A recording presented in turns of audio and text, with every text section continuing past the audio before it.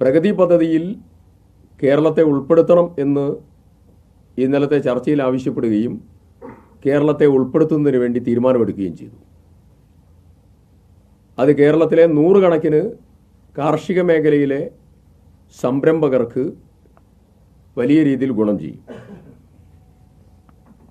Per drop more crop പദ്ധതി, ആ പദ്ധതിയിൽ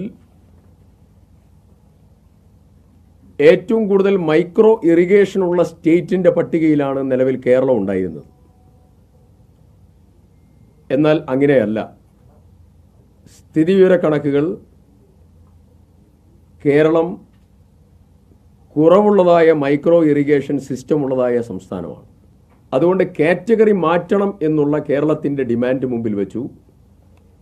മാറ്റാം എന്ന് കേന്ദ്ര സർക്കാർ സമ്മതിച്ചു. അതിൻ്റെ അടിസ്ഥാനത്തിൽ കൃഷിക്കുള്ളതായിരിക്കുന്ന ജലസേചനം ഉൾപ്പെടെ, മൈക്രോ ഇറിഗേഷൻ സംവിധാനം ഉൾപ്പെടെ, ഡ്രിപ്പ് ഇറിഗേഷൻ ഉൾപ്പെടെയുള്ള വിവിധ മേഖലകളിൽ കൂടുതൽ പദ്ധതികളും സഹായവും കേരളത്തിന് ലഭ്യമാകും.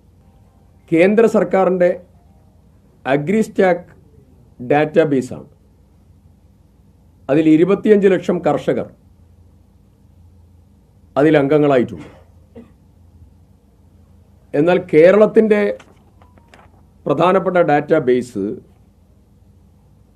കതിർ പദ്ധതിയാണ്. കതിർ ആ കതിറിൽ 12.8 ലക്ഷം കർഷകരാണ് അതിൽ രജിസ്റ്റർ ചെയ്തിട്ടുള്ളത്. നമ്മുടെ ഏറ്റവും പ്രധാനപ്പെട്ട ഡിമാൻഡ് കർഷകർ അവരുടെ കാർഷിക വിളകൾ, ഭൂവിസ്തൃതി, അവരുടെ കാർഷിക പ്രവർത്തനം, വിപണനം ഉൾപ്പെടെ എല്ലാ കാര്യങ്ങളും കോർഡിനേറ്റ് ചെയ്യുന്ന പ്രധാനപ്പെട്ട ഈ രണ്ട് ഡാറ്റാബേസുകൾ തമ്മിലുള്ളതായ അന്തരം അത് ടെക്നിക്കലി വലിയ ബുദ്ധിമുട്ട് ഉണ്ടാക്കുന്നുണ്ട്.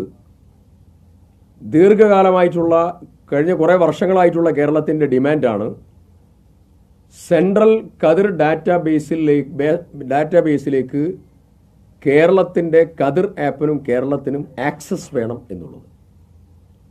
അത് ഇന്നലെ തത്വത്തിൽ സമ്മതിച്ചു. കേരളത്തിന് സെൻട്രൽ ഡാറ്റാബേസിലേക്കുള്ള ആക്സസ് ലഭ്യമാക്കാനുള്ള നടപടികൾ സ്വീകരിക്കും.